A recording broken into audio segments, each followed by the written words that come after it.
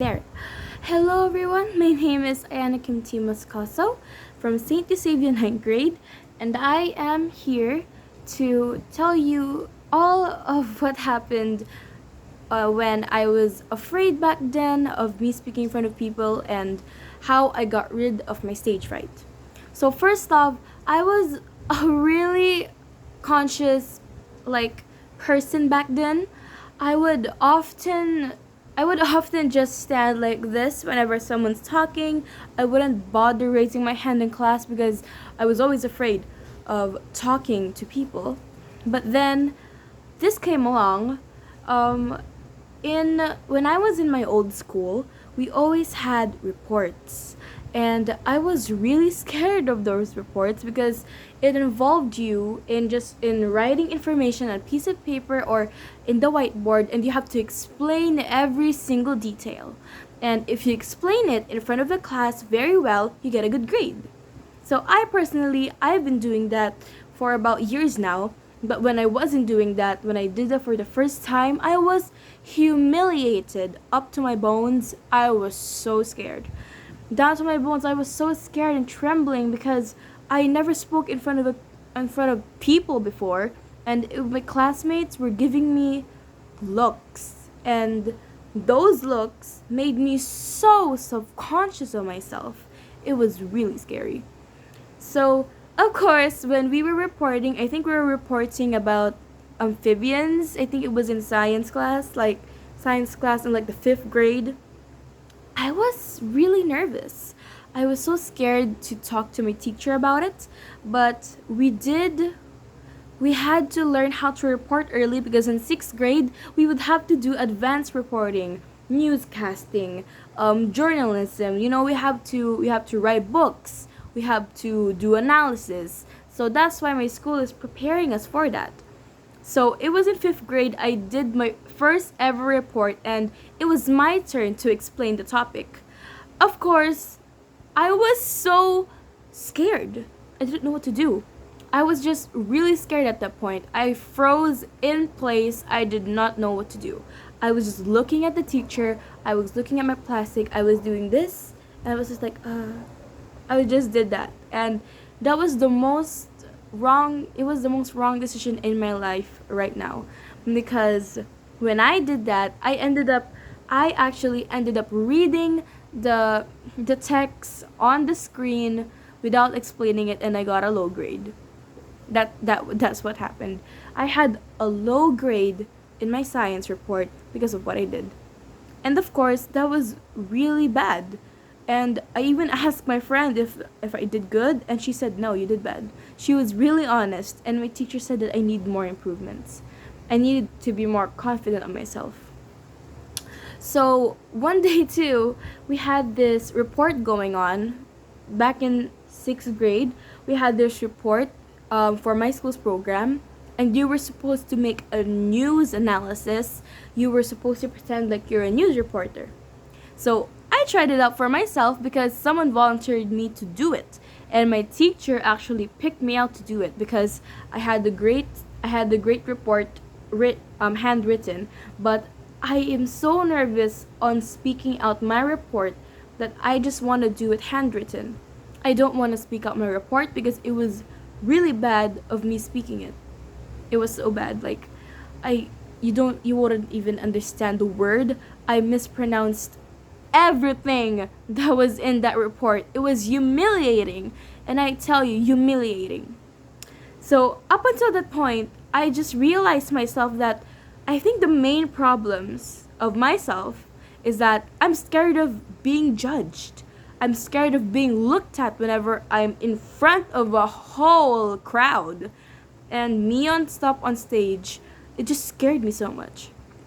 I would always think that I think if they looked at me, they would think, "Oh, I look ugly. Oh, I'm too fat. Oh, my cheeks are too chubby. Oh my god, my hair is so bleh, it looks bad. My lips are too dry, or like my skin complexion is bad. I have many pimples." I always thought that they thought of that, and for years that's what I thought. And that conclusion of mine, thinking that other people's judgments is so bad, it affected my speech and communications negatively. But to the point, in maybe about seventh grade, that's when I knew that, yay, no one really cares. Like, you don't need to care about how you look like. They just need to care how you sound like. And they just need to sound if you look. They just need to sound. You just need to sound professional. That's what I think. So, up until that, when I was seventh grade, I started reading more books. I started reading books out loud. I started writing poems, and I started reading the poems out loud and memorizing it.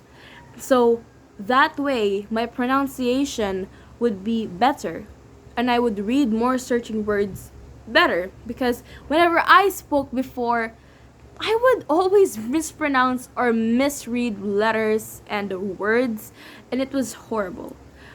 So, of course, I had to do something about it. So, what I did is I have read a lot of books, and I also practiced a lot of oral communication. Whenever I talk to to persons, I would always mind how I sounded, and how my accent would sound. I would always do that. And by doing that, it would eventually make me remind myself to to not mispronounce the words. And if you keep on doing that, your mind will technically put its mind on the right place, and it will just it will make your mouth or your tongue to get it used to saying the right words, and you don't need to mispronounce. And I also started avoiding to eat up my words. Whenever I would speak in front of a people, I wouldn't mispronounce it, but I would always go too fast, because I would eat my words, and I really talked too fast, and I think I sound like I was rapping. So I just had to calm myself down. Okay, okay, calm yourself down, and then try to speak to the audience more clearly. That's what I did. And lately, oh, I'm so sorry, guys. Lately, we've been doing a lot of reports. Back in 8th grade or 7th grade, we had a lot of reports. And now, this is where I am now. I'm now better at speaking more. I am now better at pronouncing words. But sometimes I still mess up a little bit. But you know what? Practice makes perfect. My advice: practice your words, read more books. The books can help. And please read more words out loud. Don't read them in your head too much. You have to read it out loud through your mouth. Use your voice. It will really make a big difference, because things like this can help your oral communication better. It really can. And a small tip for you guys, this actually did happen. I was gonna MC, or I was gonna host like a party, and what I did is I would tongue twister a little bit before I go out of the stage, so I can pronounce words easily. I can exercise my tongue more, and so I can sound more professional.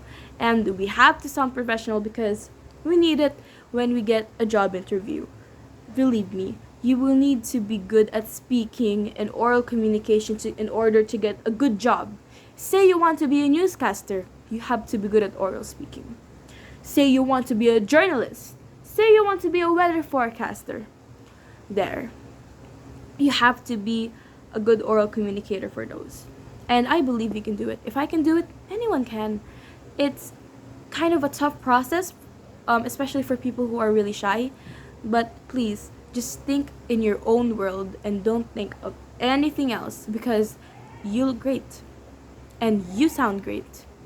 Thank you.